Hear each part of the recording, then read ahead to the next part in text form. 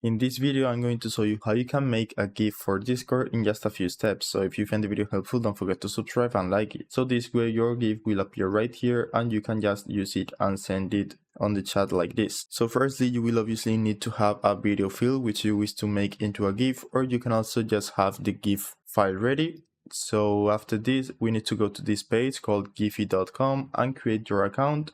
Now, after you create your account, click on create. And here we will see different options, so we can upload any file we want, like an image, a GIF, or a video file. In my case I have a video file, so I'm going to choose this option, but we can also upload a URL if we want to.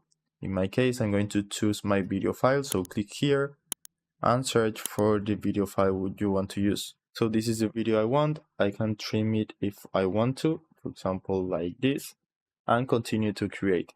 Now the video might have some lag, as you can see, but don't worry because this will be fixed once you upload it to Discord.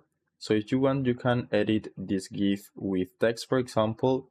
Let's say I want to put tutorial right here. We can of course change the font, the color, or whatever we want, and just edit the video if you need that. So after the video is ready, click continue to upload, and now upload to Giphy. Once it's ready, we can see the video is fixed now, and we can click copy link.